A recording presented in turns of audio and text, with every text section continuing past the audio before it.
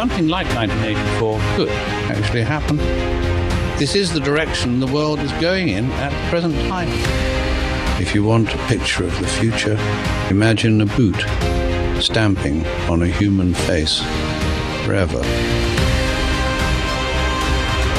Let him who hath understanding calculate the number of the beast. For the number is that of a man, and the number is 666. Sheep among wolves.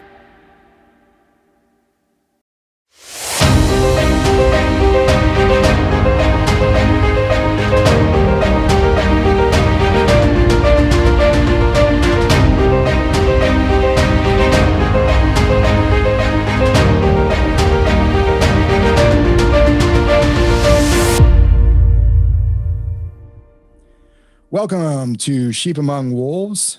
We are back here with part 5 of the Great Reset versus the Great Awakening. And we have been talking about, in the last 2 episodes, mostly the economic portion of the Great Reset. And what I want us to focus on in this episode is the government side of this Great Reset, or this new world that is coming into existence in the next few years. And so in order to do that, I want us to kind of, let's just say, outline or detail some of what they mean by government system. What they want to do is get rid of this American system, which has been bedded and rooted in individualism, correct, as well as a democratic republic. And that doesn't work under their new system. So let's go ahead and kind of go through this. What do they mean by a governance or a government system? Well, one of the first things that they look at is that the system rules. The system is it can't be, it can only be changed by those that are in control.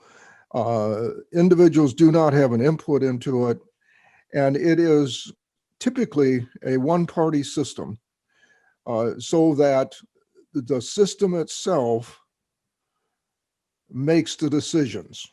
And so therefore, away from the people. That's right. It's not people oriented anymore. It is not people oriented. It is collectivism. It's collectivism in its starkest form, because you cannot dissent against whatever the party determines as the decisions of the time. We've touched on that. Well, and you bring up a good point, and I want us to explain that a little bit more. When you're talking about a party here, obviously in the American system, we have in essence 2 parties, Republican and Democrat. When you say one party, what do you mean by that? Okay, where there is not a second party, there is only one. The good example is the Chinese Communist Party. That is the party that rules China. We're not saying anything out of school. They say the same thing. It's right. A one state run system. Well, it's like the USSR had the Communist Party.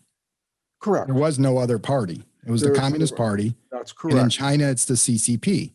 Correct. And what we're looking at going forward in the United States, if things go the way they look like they are right now, is that we will have a one-party system going forward. You'll have one party governing the Supreme Court and all of the legal laws. You'll have the legislature, which is in the United States currently made up of the Senate and the House. They will control that, and they will control the presidency.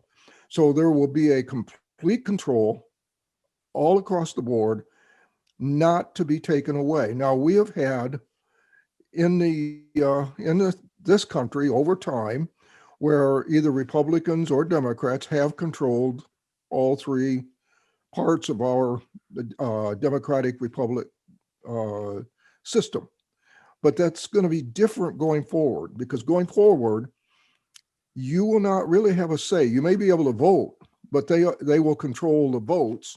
And so therefore the people that get in will only be the people they want in. And they will be more and more politically appointed. And so you're going to end up with a true one-party system in the United States if we do not change things going forward. I mean, it's a given. It's not, we're not getting all funny or anything. It's just what's going to happen. Well, and I think obviously when we look at Russia or the former USSR and China, that's kind of the extreme of the system, of one party system. Very malevolent. Yes. But we have in our history and have throughout the years, and in fact, even before this country was formed, we broke away from a system that was more of a benevolent type one-party system. Correct. They didn't call it a party; they called it royalty. It was called a monarchy. You had the dukes, you had the lords, and you had a court system that was all basically the top layer, the top tier of society that controlled everything, but they were supposed to look out for the commoners. And so that was more of a benevolent type one-party system, if you could call it that, or it's the serfdom, which, because they controlled all of the land, they controlled all the resources, and you could only move up or down in society, which rarely happened. You never really moved up.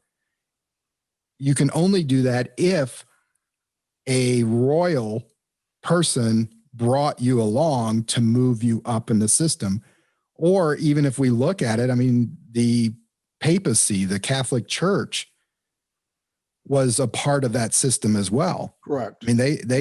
They ruled alongside the state, and they were just as powerful, just as rich as the states at the time, whether that be England or France or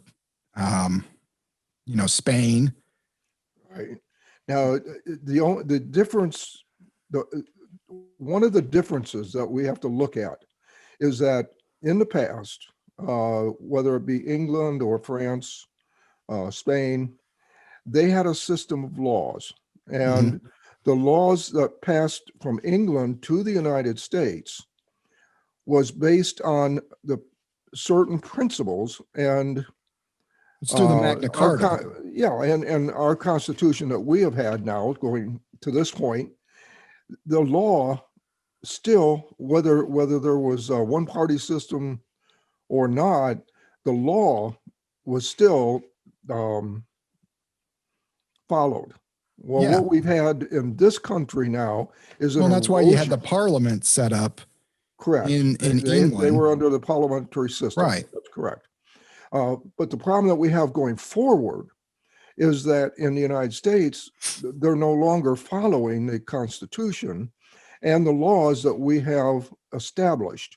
One of the big ones is innocent until proven guilty. They've flipped that now on its head. You're guilty until you're proven innocent. Especially in the social realm. That's correct. And it's public shame. They're going to shame you publicly. Whether you're innocent or not is irrelevant. If they can shame you publicly, that's just as good as getting a guilty verdict. Correct. And the problem you've got though now is that the law, the legal system is not making the decision as to whether it's following the system or not. based on the Constitution. We are fast approaching, and under one party system, will lose whatever tenuous hold we have had on the Constitution and the laws pertaining to it. And so, again, we're talking about a one party rule. And if we go to a one party rule in the United States, the Constitution will be superseded. The administration that is going to come in has already stated they do not want the United States to have its own separate constitution. It has to fall under a larger entity, such as the United Nations. And so this has been coming for a lot of years. This is not something new. But well, some of the justices on the Supreme Court right now are already, yes, looking at the case law for the United Nations as opposed to American case law correct. to settle, legal disputes at the Supreme Court.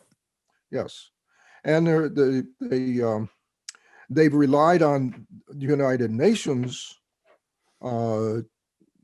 precedents as opposed to the precedents that have carried forward based on the Constitution in the United States.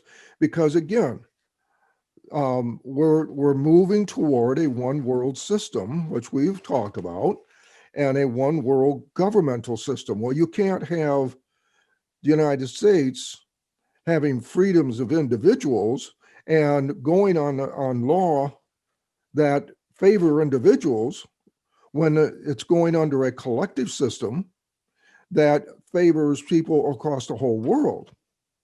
And so therefore, you have to break the Constitution of the United States and replace it. And they so far are doing a pretty good job of that. Well, a good analogy is Henry VIII and Thomas More.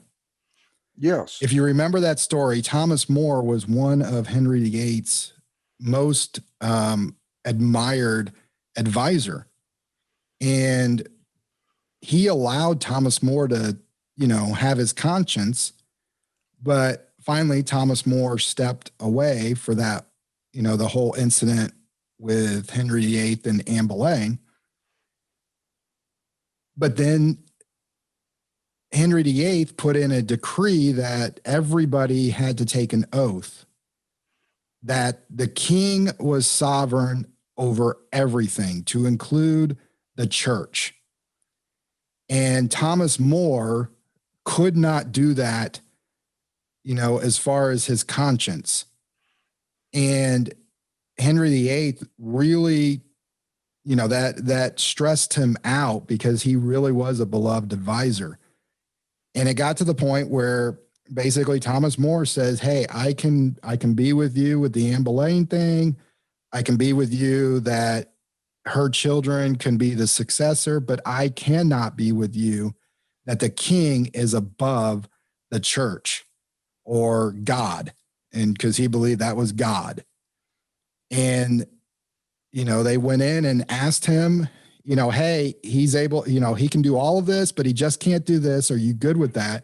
Correct. And basically King Henry said, no, it's all or nothing. Because if I allow him to do that, then everybody else will want something else. Yep. And that's how I see this one world. There will be no relenting. It's all or nothing.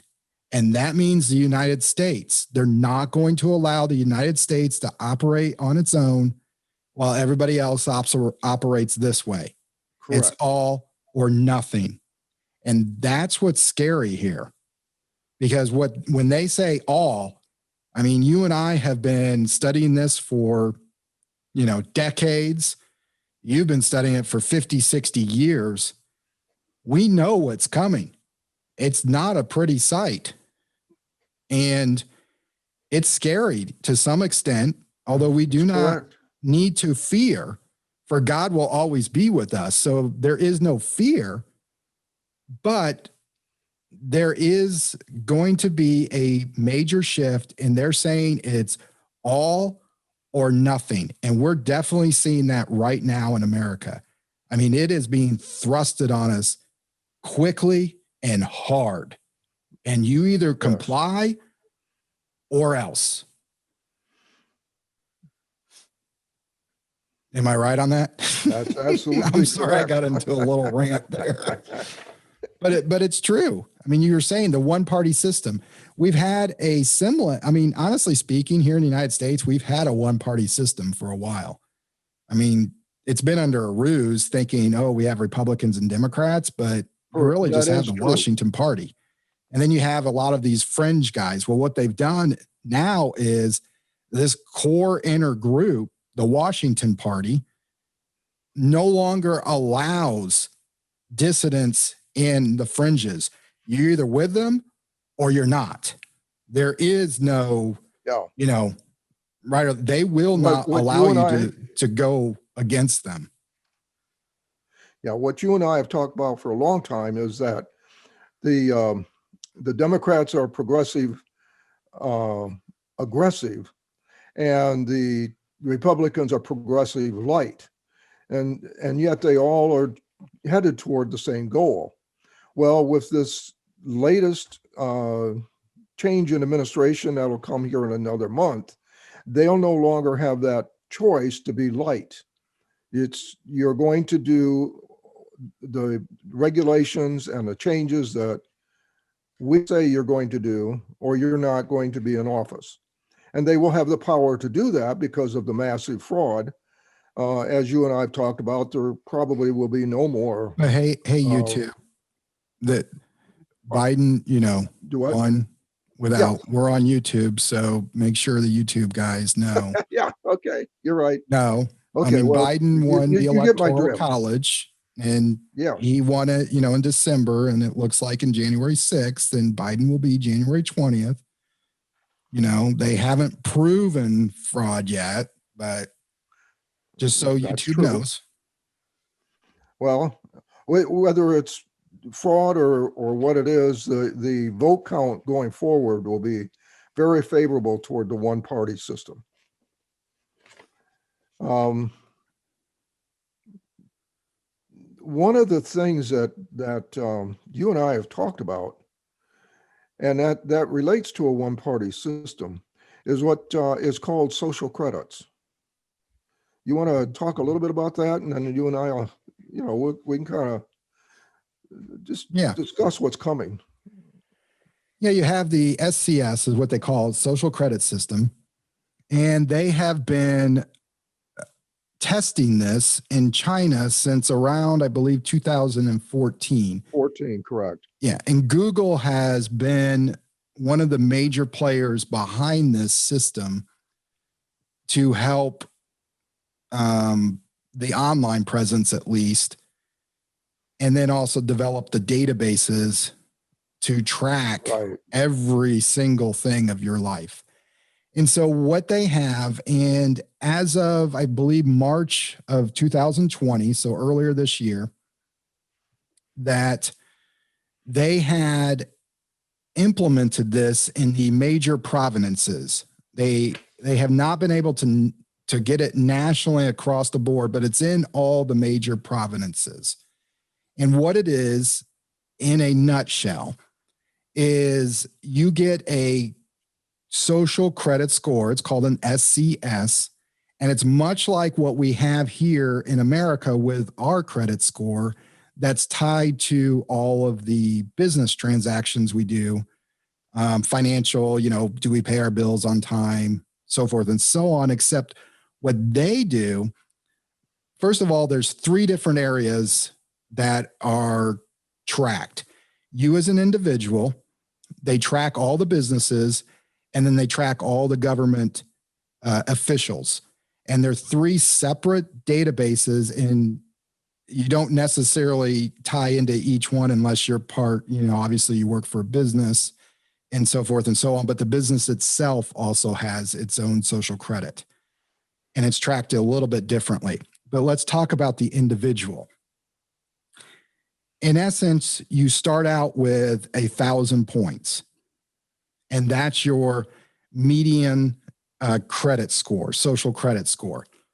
And you can raise your credit score and you can lower your credit score based on what you do in life. For instance, if you pay your taxes on time, you move up in your credit score. If you go online and praise the government, you move up in credit scores. If you feed the poor or look out for charity, you move up in credit scores. If you go visit, I mean, this is China and they're very Eastern oriented, so this is part of their culture. But if you visit your elderly grandparents or your parents, then you move up in credit score. Now, on the flip side, if you don't do all of those, you can start moving down in credit score. And the lower tier is about 600, and I think you can go up to 2,000. But here's where it gets very difficult as an American to really grasp. Because what happens as let's just say your credit score starts to go down. Now, all of a sudden, you have a low social credit score. You won't be able to say your kids are in elementary school. And in China, they have everything's a government run system, but they have really good government schools and they have very poor government schools based on, how your family is. Well, if you have a higher social credit score, then your kids can go to the better schools, which then allows them a better, potential of getting higher in the Chinese system. If you have a low credit score, then your kids go to the poorer school. Well, if your score keeps going down, then all of a sudden you're not able to get a plane ticket. So you won't be able to travel because your social credit score is too low. Or your social credit score is too low, you can't get a loan from the bank. Or your social credit's too low, you're not allowed to have internet this month. And this is already being implemented in China. I'm not making this up, folks. This is what is going on over there. And if you have too low of a social credit score, you literally are outcast and you won't be able to function in society. You won't be able to go to the grocery stores. You won't be able to do anything. Now, here's also what they do. They tie the social credit scores to also the people that you are interacting with. So if you interact with somebody with a lower social score, that lowers your social score. If you have family members that are lower social credit score, that can affect you so that your score is going down. So now they're pitting people against each other. And you ask, how can they track all of this? Well, thank you, Google. Google has created this system where literally everything you do is tracked. Everything. Whether you're at the house, whether you're out in public, whether you're at a business, it doesn't matter. Every single thing is tracked because they reward you for going online and doing everything online so that they can, track you. You're able to get a higher credit score by utilizing all of the internet or the social things so they can track you. Again, reward. They're going to reward the good behavior and then punish the bad behavior. And that's what they do for the individual. What they also do that for businesses. Correct. And every business in China has a social credit score. If they pay their taxes on time, they get a higher social credit score. If they fill out forms correctly, they get a higher credit score. If they do certain certifications, they get a higher credit score, which means they're able to go through customs faster. They're able to not get audited.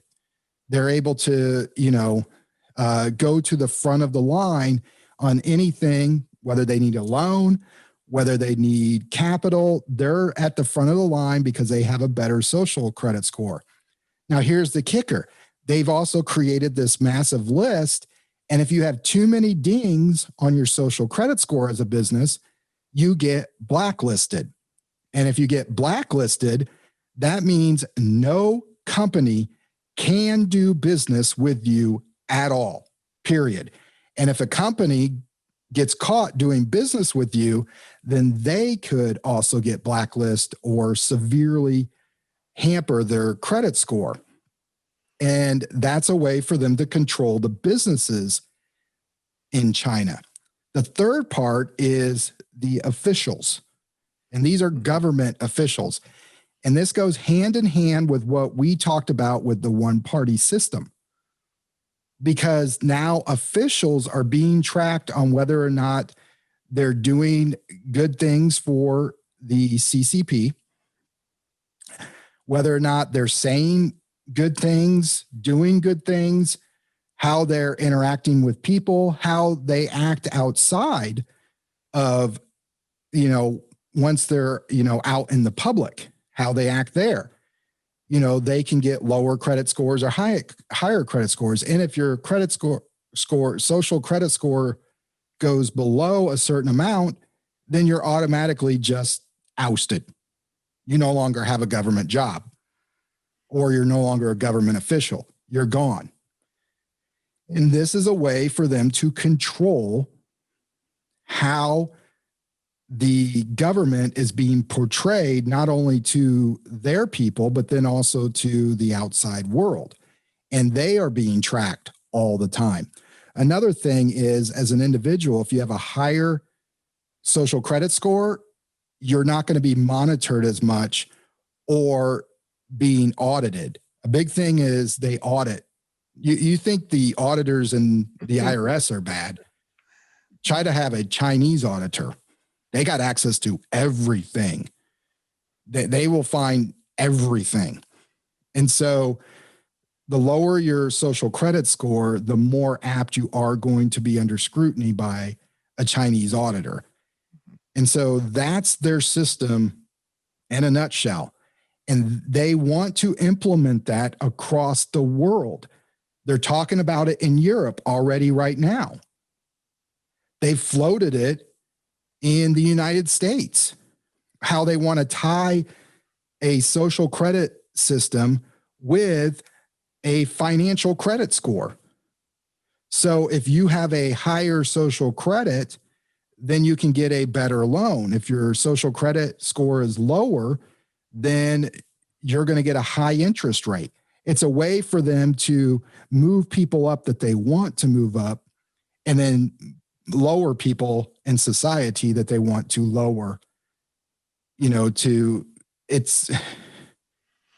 It's almost like a parent punishing or rewarding a kid. Hey, if you do this right, I'm going to give you a piece of candy. If you don't, you're going to go to your room without eating. And unfortunately, that's how they view us as just regular people. That's how they view us. And if they actually have, and you've touched on this, they have three major components in their social credit system in China. And if you think about, as we walk through this, how it's going to affect the other nations, the European nations, the United States. First of all, they have a master database. And you talk about there's multiple, but at some point they will pull it together. And so you'll have a master database of everything. Well, we already are experiencing that here in the United States. The second thing that they have is that the government agencies, individual agencies, now you think about that as opposed to our states. They have their own blacklist, they have their own red list.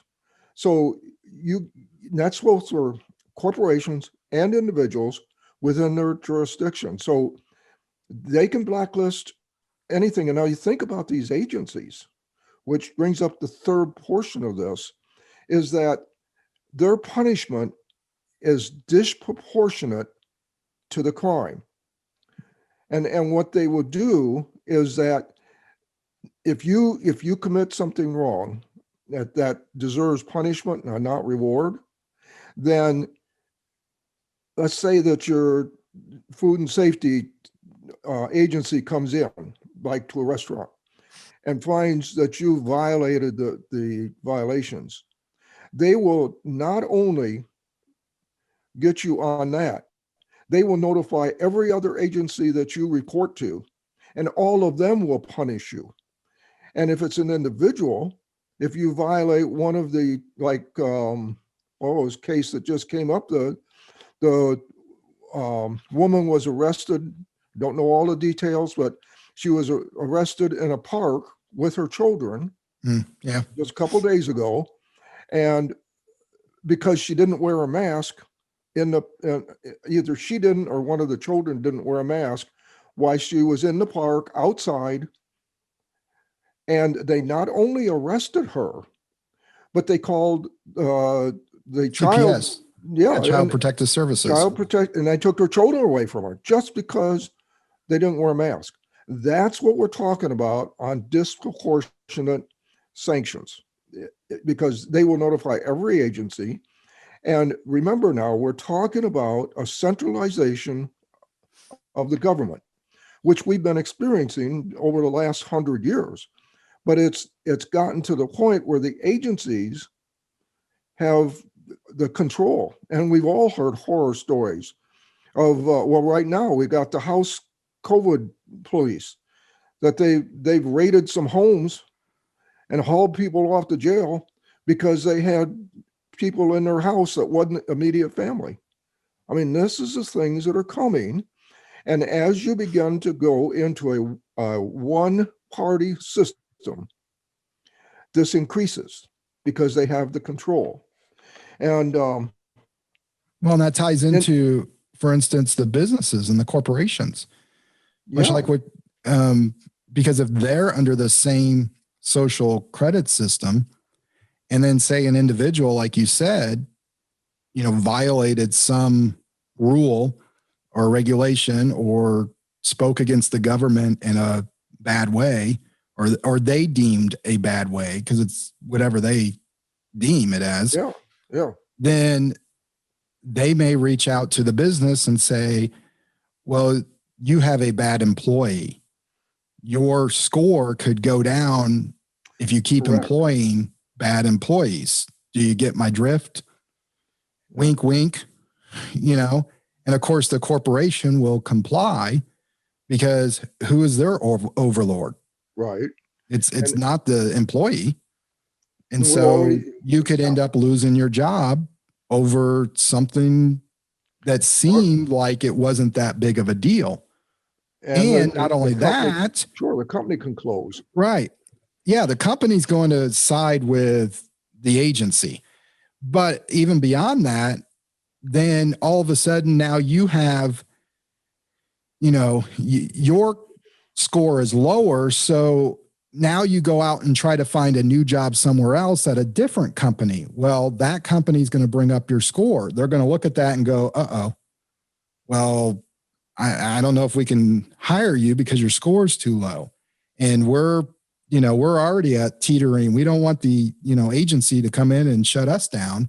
And so that could affect you getting a job somewhere else as well. Well, and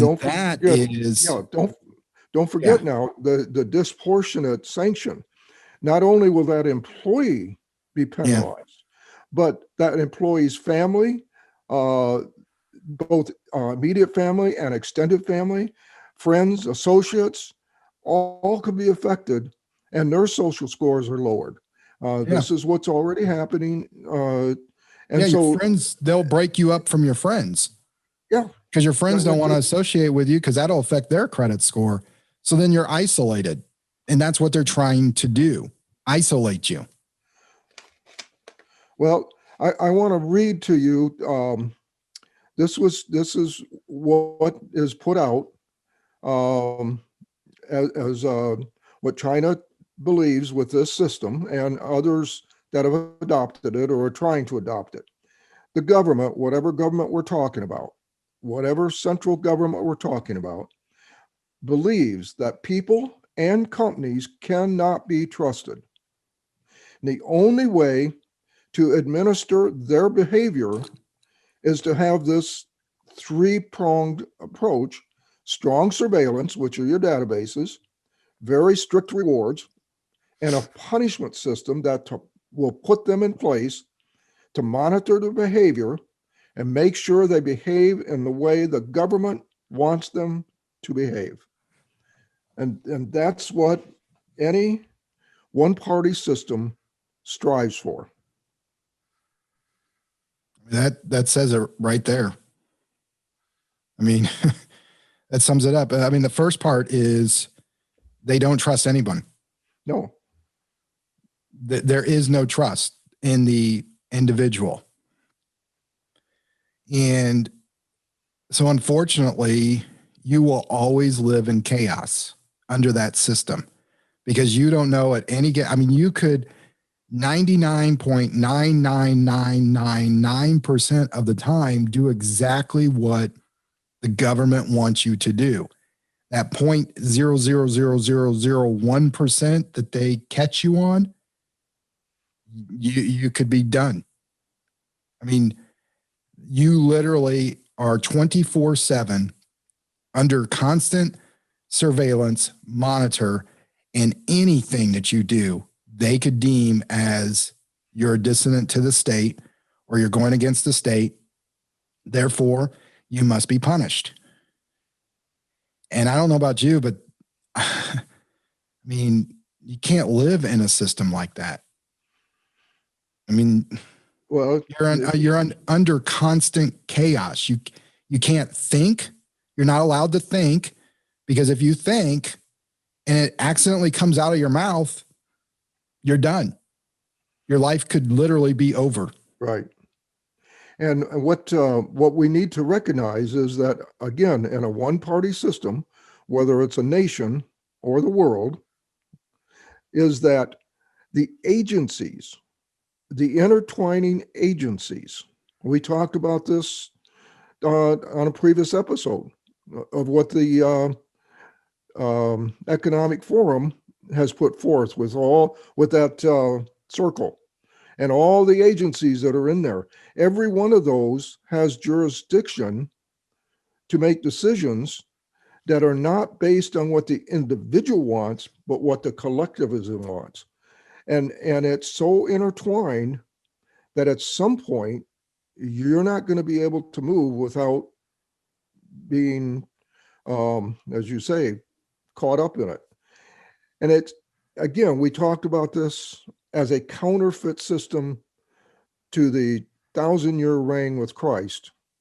And the one world system, we've talked about the economic system, we're talking about the governmental system, and then the religious system, all form together under enormous surveillance where you will not be able to do anything. Just think about just think about what right now we're starting to exhibit.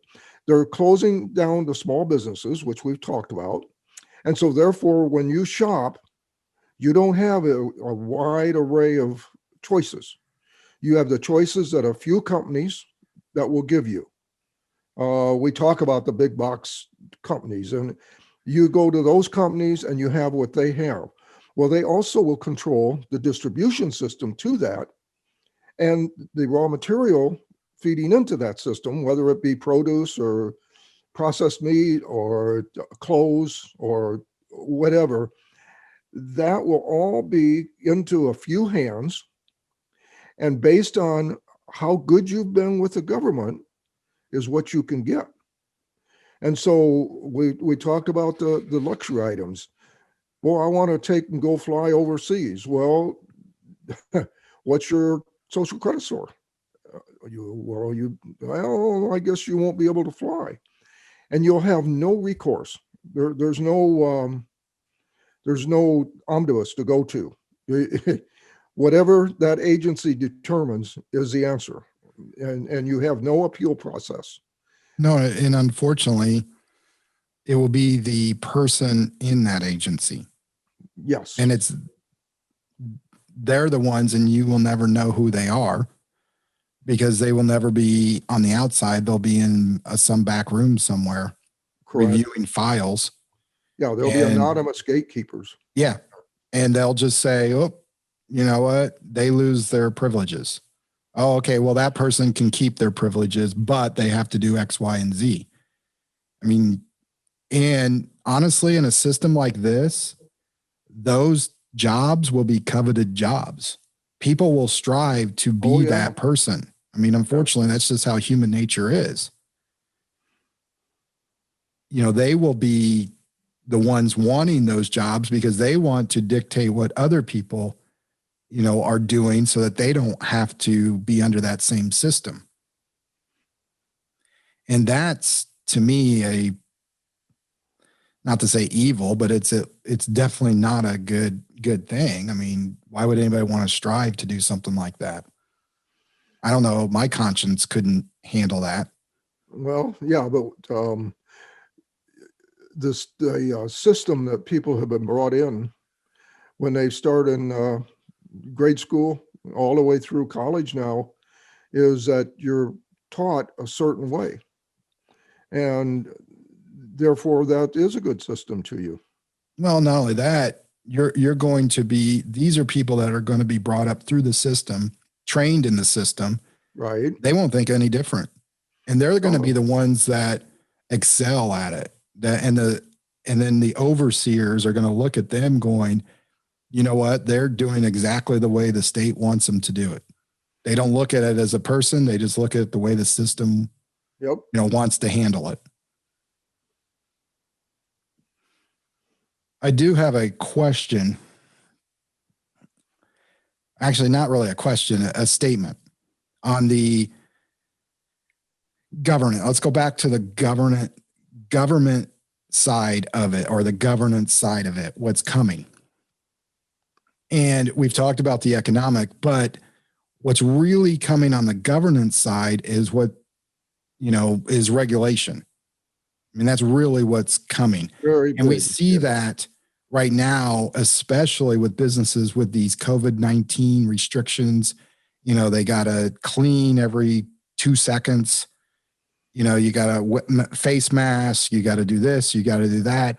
And what we're seeing is if you don't comply with the regulations, what happens? The Board of Health, an agency, comes in and shuts down your business. They have the authority under the governor in most states to have full supreme, that healthcare worker, that health worker, Board of Health worker has full authority. If they deem to shut you down, they can shut you down. Correct. Now you quote unquote have an appeals process through a board of handpicked people that are probably pro government. Well, and what people don't realize is the agenda that we have always believed was the agenda of the government is not the agenda of the government that we have today. Individual rights do not count in a centralized government. It's just the way it is. It's the government. And so the problem that we have in this country right now is a huge dichotomy. We have the majority of the American people believe in freedom, believe in individual rights. The government that is ruling us, because we're in a democratic republic, does not believe in individual rights, does not believe in individual freedom. They believe in a collective system that the government makes the decisions for the purpose of government, not for you and I. It's a bureaucracy. A bureaucracy, and we talk about it. Yeah, it's what Woodrow Wilson brought in. I mean, he was one of the first to really want this whole bureaucratic system, and that's where, under the presidency, which is the administrative arm of our republic, correct, that's where Woodrow Wilson just started ballooning just federal agencies.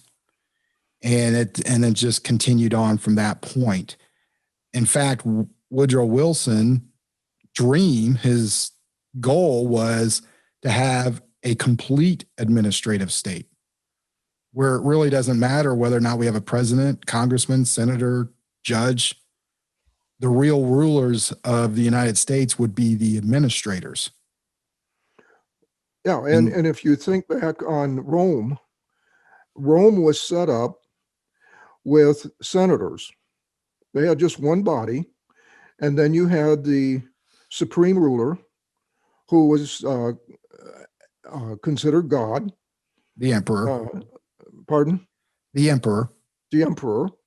And he was the almost like a monarchy, because he had to please all of the senators, or he wouldn't be the emperor. He'd be taken out. I mean, you think the best example that we have on that is Et tu, Brute, when Caesar was killed because he went against what the senators wanted. And so, again, we're back to the same type of system that we're beginning to see in the United States. I want to go ahead and segue into this technology portion. We kind of touched on it a little bit, especially with the social credit system. But technology is at the heart of this one world government. It has to be, because that is how they're going to control everything.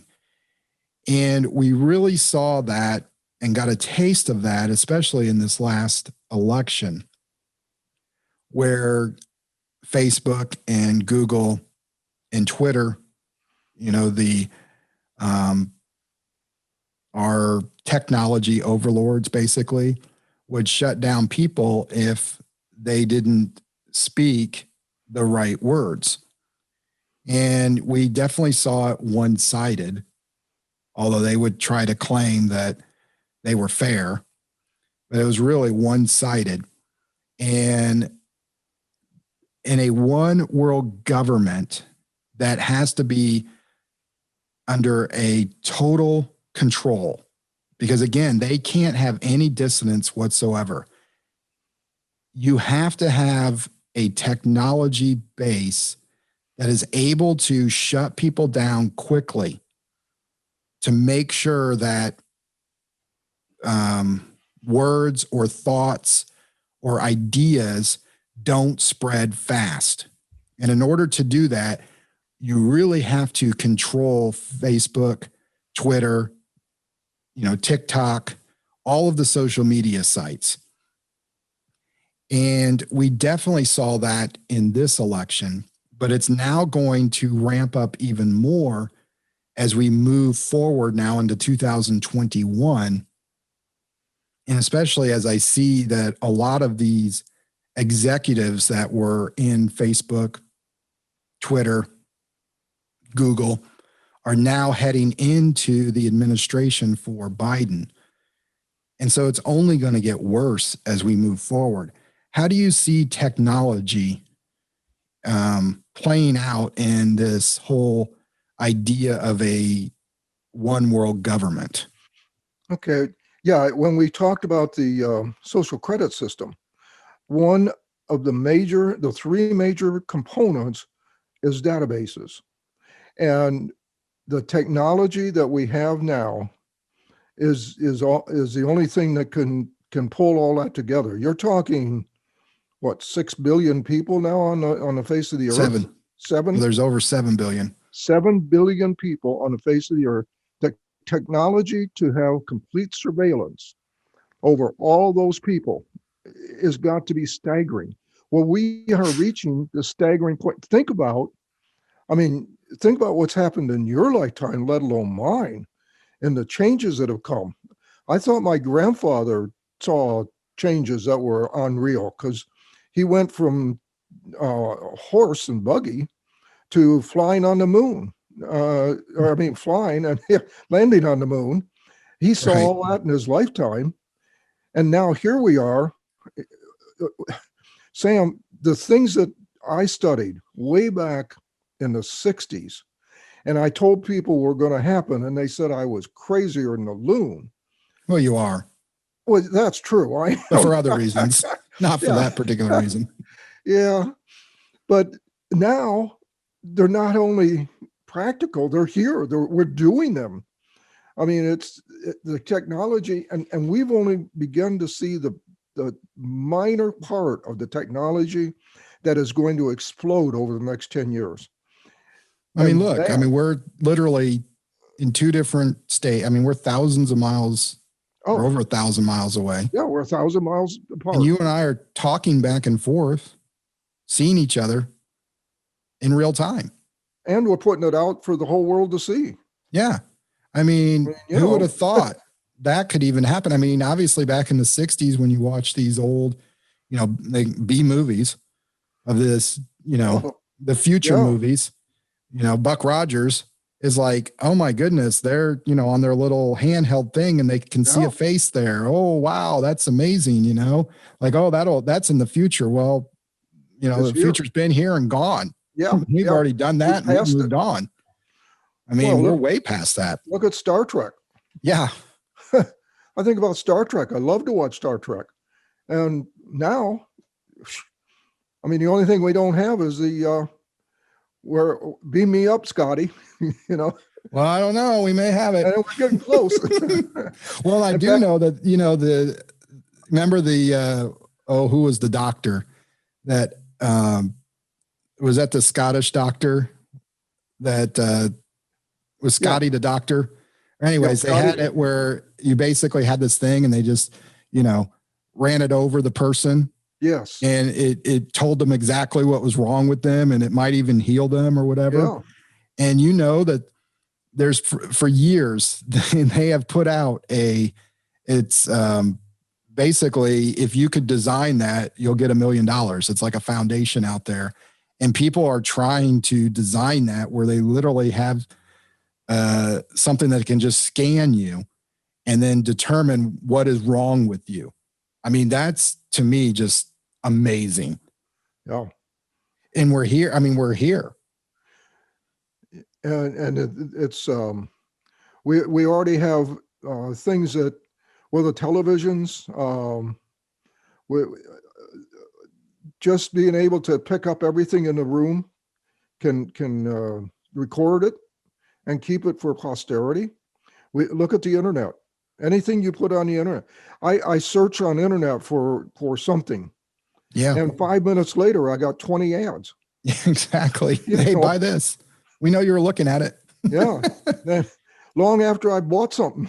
Exactly. So, Now you're a little late. Bought it already. oh yeah. I do. I remember, growing up, and it always cracked me up. Yeah, you talk about being a loon, but I mean, obviously, you have some background that we won't go into in the military.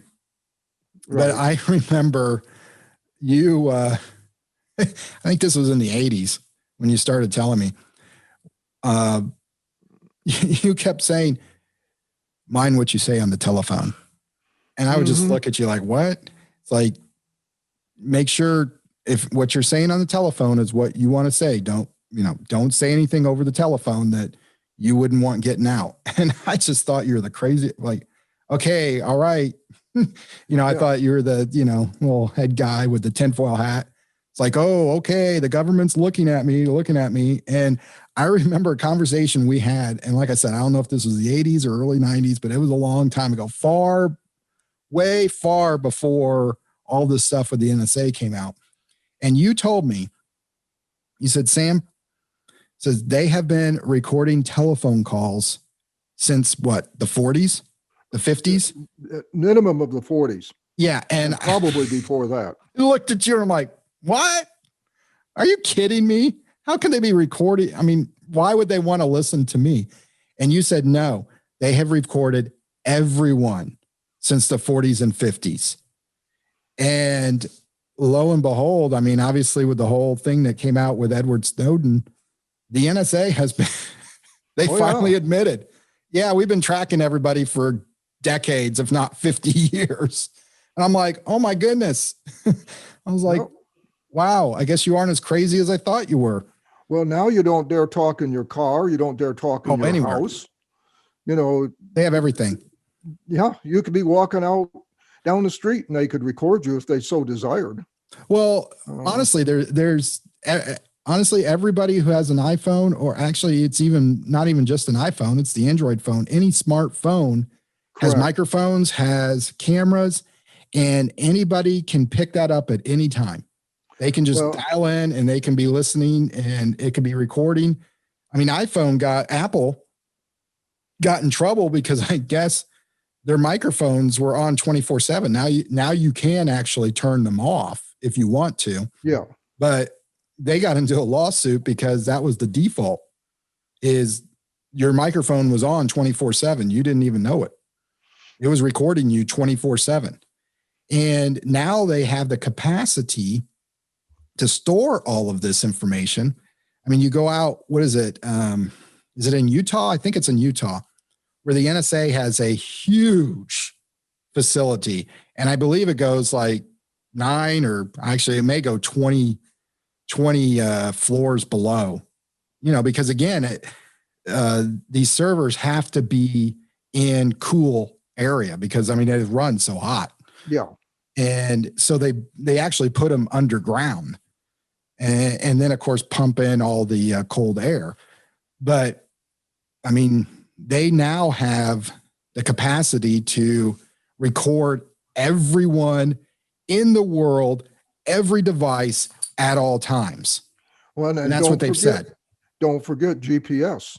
They can Mhm. track where you are, where you've been, how long, what you have purchased. Don't forget the system that was put in how long has that been? 10, 15 years ago, where I forget the number of it.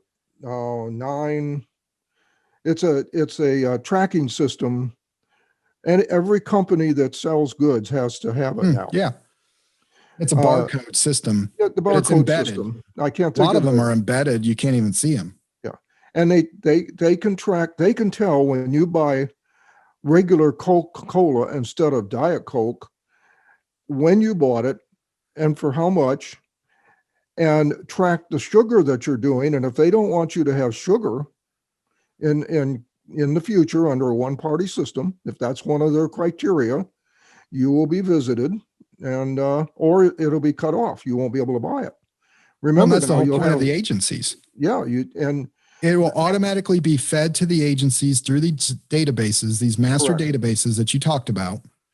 and we're not talking Looney Tunes here. No. This is here. No, it's already here. It's already implemented in China. And if you don't think what's going on in China won't make it here, then I'm sorry, you're gravely mistaken. Yeah. It is fast approaching.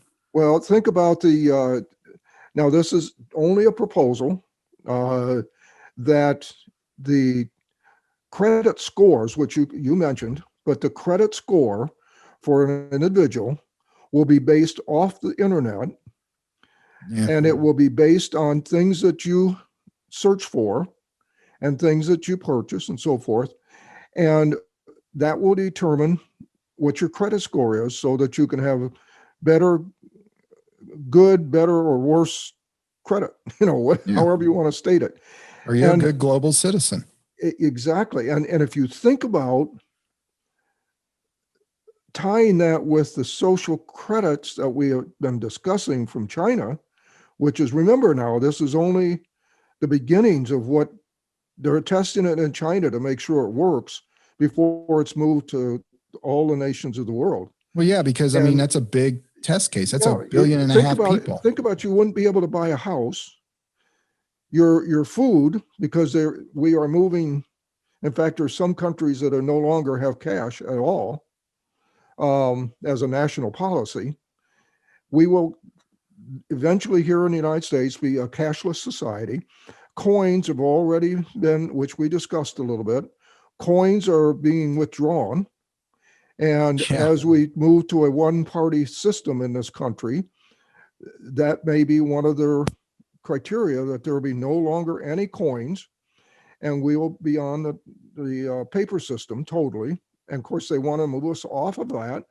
And you will be on a digital system 100%.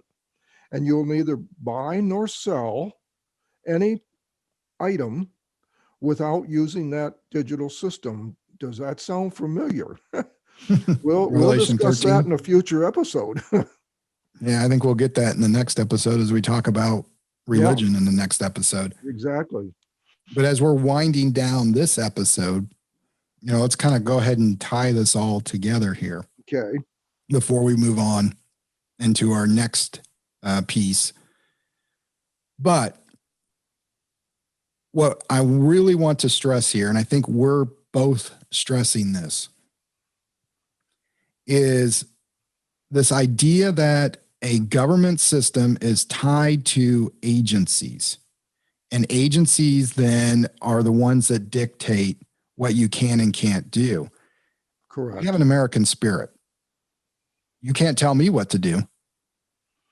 And in this new government, the answer back would be, yes, we can. And in fact, not only are we going to, if you don't comply, we will force you to comply. And if you can't comply, then we'll just take you out of society. Yeah. And that's really what they're going to do here. And that's how they're going to get rid of this individual spirit of America, which is embedded in our core. They're already doing this with the lockdowns in several states, complete lockdowns, and the people are accepting it. They're just apathetically saying, okay.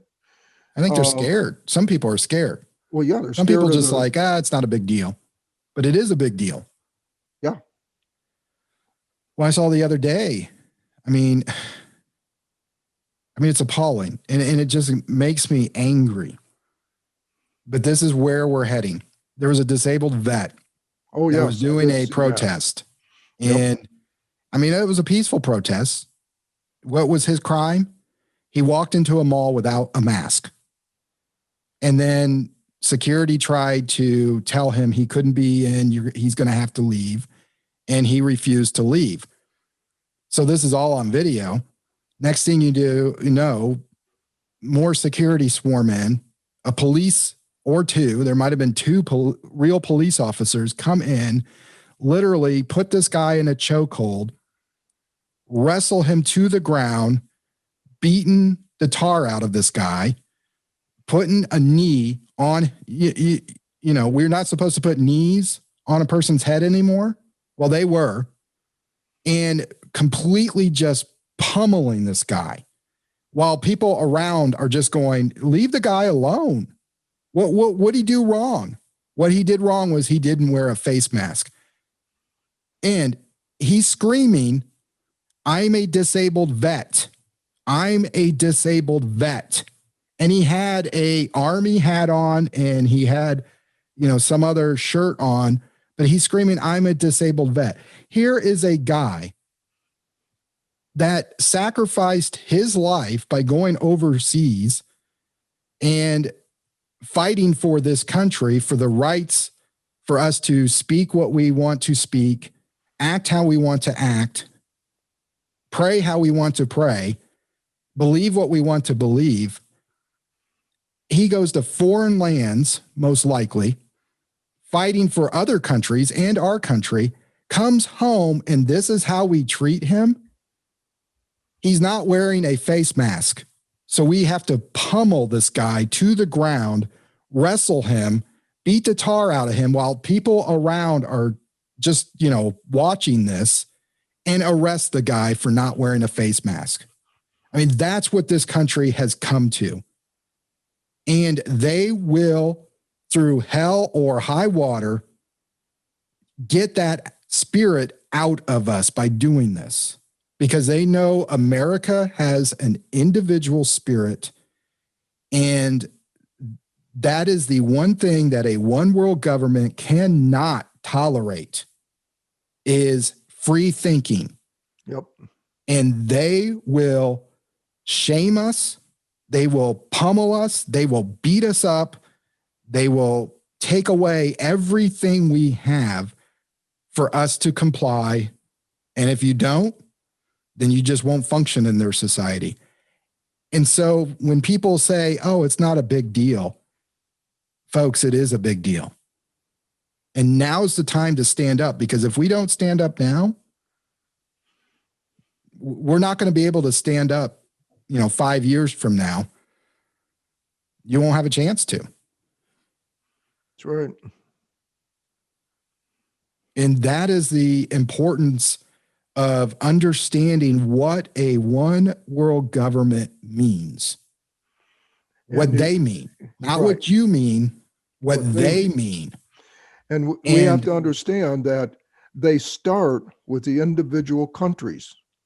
And they have made serious inroads in every country to include the United States. But the United States is the last bastion of freedom.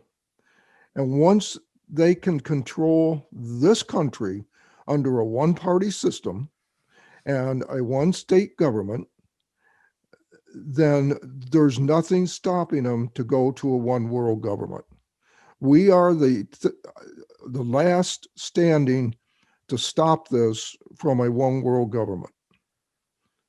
And you and I have said this for many, many years. It's not a question of if, it's a question of when, because they will counterfeit the 1,000-year reign with Christ. Right. That's a given. And we are in the beginning of the process of seeing it. It's been coming for a long time, but we are now seeing the snowball effect, where it's getting risen to the point where it's maybe already too late to stop. Well, and that's the key. At some point, it will be. Yes. And then you have to live in a new system. And you will have to understand that you won't be able to do what you used to be able to do. And there's, each person has their own conscience of what they can and can't do in a new system, but you won't have the opportunity. You either toe the line or else. Yeah. And, and if you don't think it's not coming over, it's already trickling over into Europe. Look at England right now. Who would have thought England would have the same lockdowns that the Wuhan, China did? They're not literally bolting people into homes like they did in China during the COVID situation, but they are saying you literally cannot leave this city. You can't leave. You're not allowed outside. You can't meet. You can't leave. You can't. And that's under a supposedly conservative prime minister under Boris Johnson. And this is happening. So, folks, the winds are shifting. They're starting to come our way.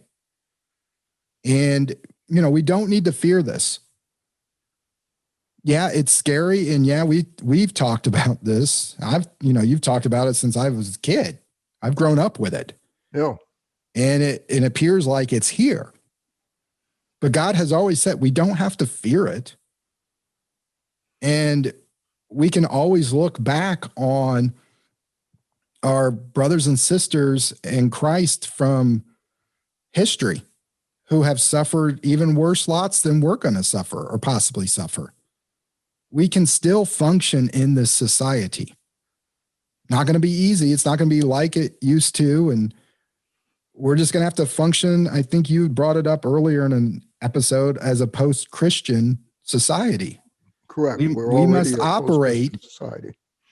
Yeah, we must operate like we're in a post-Christian society. Because we are in one. Yes. Yeah. And so, it just means we have to rely on God and the Holy Spirit more. And that's not necessarily a bad thing. It's different. But we can function in a one world system. Because there's one thing they can never take away from us, and that's God's Spirit. They can try. They can never take God's Spirit away from us, ever. Nor can they take the power of the presence of God. in the system, because God's power is stronger than the principalities and powers that are taking over this world. And remember now, the prince of Satan has always had the title to this world, Right. and we just are going to have to rely far more on the guidance of the Holy Spirit than we ever did. And what I've mentioned before is that we're not prepared. We literally are not prepared. And there's going to have to be some fast preparation. And only through the Holy Spirit can we do that. But it's going to be a major change to a society such as ours, where we've had all the freedoms that we've had. And yet we can see where most of the churches in this country just laid down and died when this all came about. So apparently it's not so hard to change us after all. So Well, because how do I you deal think with we that? I think we got fat. Yeah. Not fat in the sense of physical fat, but just, Well, we speak for didn't yourself. exercise our faith. We didn't have to. Yeah. It was real easy to, go in a society where most people are Christian. Yeah. Well, that's changed. Yeah.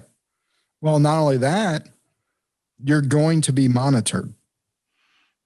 What you say and do will have an effect on your life. And like I said, it's going to separate, as Christ said, the sheep from the goats. See, yeah, that's right. I mean, Yeah. Revelation talks about, in that time, you can either be cold, or you have to be either cold or hot. You can't be lukewarm. I mean, you're going to be forced one way or the other. Yep. And we may be the generation that has to go through that, but we don't have to fear. There is no fear in God. There's no fear. It's love. That's correct. So that's a good point to wrap up this episode. And that leads us straight into the next episode, which we will talk about a one world religion. There's snow like a veil on my face, filling the air on this Air Force base, and I wonder what I want to be. Whatever it is, I hope that I'll be free. What is this world to me? The road calls my name all the time. I tell myself that I'm doing just fine, but I want some serenity. The path through the darkness is one I cannot see. What is this world to me? This world is my home. This world has my heart. This world has a beauty I've known from the start.